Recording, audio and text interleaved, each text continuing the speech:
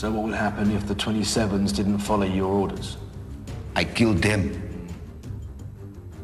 Y veremos también una despedida que te dejará sin palabras. Así que quédate a ver todo el video que a continuación te presentaré las últimas palabras de sentenciados a la pena capital. Número 5. Carl Wayne. Para empezar con este caso tenemos que retroceder hasta 1990. En ese año Wayne acabaría con la vida de un oficial de policía luego de que éste lo detuviera durante el tráfico por pasarse la luz roja. Por si fuera poco, intentó huir hiriendo a 4 personas más al querer robar un auto. En total fueron más de 13 delitos graves en su contra. Sin embargo, no fue hasta el 2022, a la edad de 78 años, que fue inyectado con una dosis letal, y aquí la última entrevista que se le realizó. Sure, I have remorse every day. You know, I thought about this several times a day, every day for 32 years. You know, I wish it hadn't have happened. What do you want to say, Carl, to the family of that officer, the family of James Irby? I'm sorry it happened. If I could change it, I would, but I can't. And I know that leaving a young wife with kids, it's hard on her, and well, it's been hard on me for 32 years too. So you can still remember that day? Yes. I can remember everything that happened that day, yeah. Why did you shoot Officer Irby? Why? Because he was fixing to kill me. When I pulled my gun, it was in self-defense. Carl, that you wanted to say? Yes, I would like to say something to you. I wish like hell it never had happened. If that was Miss Irby sitting right there, I'd tell her the same thing. I'm sorry it happened. My heart aches every day for her and her kids. So maybe my execution will set her mind at ease a little bit. I mean, you know, I can't bring her dad back, but maybe by me being executed, maybe they could finally put this thing behind them, you know, and look to the future.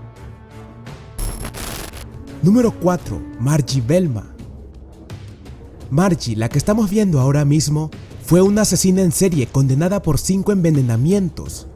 Mató a su madre después de estafarla usando insecticida. Luego asesinó a 3 ancianos por problemas económicos. Y finalmente acabó con la vida de su prometido, empleando veneno para ratas. Por motivos de dinero también. Ahora la conoceremos mejor en esta entrevista, en donde brindó sus últimas palabras. Velma Barfield was convicted and sentenced to die in 1978 for the poisoning death of her boyfriend. She also admitted poisoning 3 other people, including her mother. Barfield had been awaiting her sentence in the Women's Correctional Facility in Raleigh. It's total, isolation from everybody that I had been with for almost 6 years. The first week I was here was the worst week that I have spent. Barfield says drugs led her to prison. She became addicted to tranquilizers, she says, during a rocky period in her life. The last 10 years was just like that. Years of a drugged nightmare. Days of not knowing where you are or what you've done. But once confined in prison, Barfield says, she found God. It's her relationship with God, she says, that has enabled her to survive her confinement. Living in prison every day is a struggle, even at its best. And I know that without him and his strength that has sustained me, I couldn't have made it even thus far. I'm sorry for the hurt that I've caused so many people. Today, if it were possible, I wish that I could take every bit of hurt on myself. Su vida terminó en 1984 en la prisión central de Carolina del Norte. Número 3. Shawn Hawkins. En el puesto número 3 tenemos a Shaun, un supuesto criminal de 42 años que fue declarado culpable de doble asesinato en 1989. I definitely don't want people thinking that, you know, I'm this murderer. Hola, quiero quejarme. ¿Qué no era de 20,000 pesos el préstamo o por qué me depositaron 3,000? Hola, aplicaste a través del... Aquí, él nos habla en una entrevista desde el corredor de la muerte en Ohio, solo unas semanas antes de la fecha prevista para su ejecución. And I've always, you know, held on to a sense of hope that somewhere along the line that the wrong would be righted. I think it goes without saying that, you know, this is a miserable existence, not be able to be with your family and your loved ones. And surprisingly, I'm not even bitter or angry.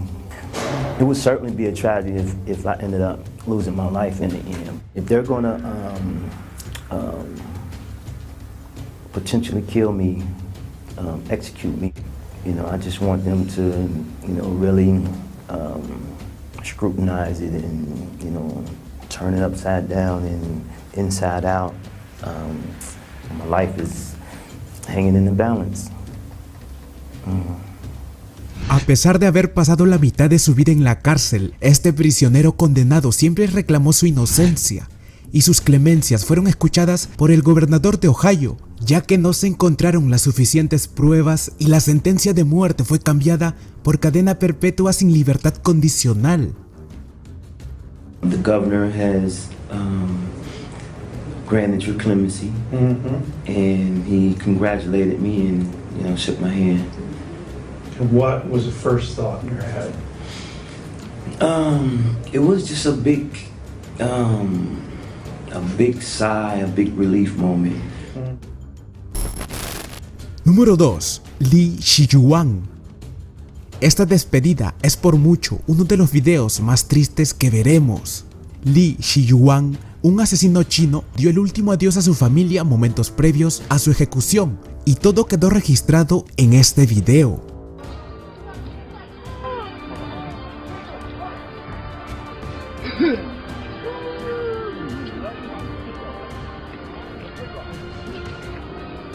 En esa despedida se encontraban su esposa, su madre y la persona más importante para él, su hija, y cuando llegó a despedirse de ella, el condenado rompería en llanto.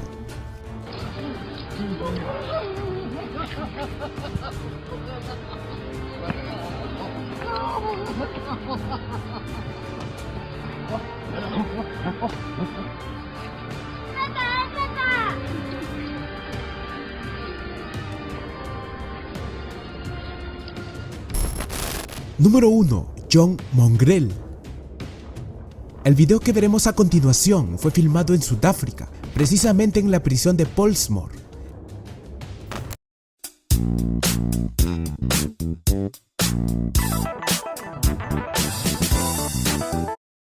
El prisionero John era el más temido allí, pues desde que entró a dicha cárcel a los 14 años, comenzó a acabar con algunos reos, ganándose una temible reputación. It's time to meet the General, the most feared man in Pollsmoor. The highest ranking 28. His bloody road to the top rank of the number began 19 years ago when he was sent to Pollsmoor, convicted of murder. I was 14 years old. You were 14 years old? 14 years old. And you came to Pollsmoor then? Came to Pollsmoor as a juvenile. Yeah, and what was your sentence? My sentence was 9 years. But how comes you've been here so long then? In the prison, I go to the 28. They told me, okay, I gave you a number and you must kill a guy in the cell. Se cree que John ha sido responsable de más de 1000 muertes y cientos de violaciones. Este tirano ganó notoriedad internacional cuando apareció en una serie de televisión sobre reos. Su entrevistador dijo que este era el hombre más aterrador que había conocido, y aquí entenderemos por qué. And they give me a knife And the other guy came and I strangled him. And I took the knife and stabbed him in his heart. And 2 times and the blood come out. Yeah. And you did that because you were ordered to, yeah? Yes. Because you were 28, yeah? 28 years. So the warder's frightened of you? If there is a warder, it's not right here in prison. I told the 27, you what the 27 is, there's a knife for you. You must kill the warder or the major or the captain. Either you fight your way up the ranks or become a permanent victim of sexual abuse. I have sex with a man. 19 years you have sex with a man? With a man. Does that make you gay? No. Why not? I'm not a gay. What are you then, a man? I'm daughter, a man. You just walk up to them and you go, you will be my wife? Yes, she comes sleep by me, by my bed. If they don't do that, what happened? Kill them. Luego de haber pasado más de 30 años en prisión, se dijo que Mongrel murió en el 2014, posiblemente de un ataque al corazón antes de que fuese inyectado, aunque algunas fuentes afirman que había sido puesto en libertad. Y ahora que llegamos al final del video, ¿qué sentenciado fue el que más impactó? No olvides dejar tu comentario aquí abajo. Y tampoco olvides compartir para seguir llegando a más personas. Ahora sí nos vemos en el próximo video, compa.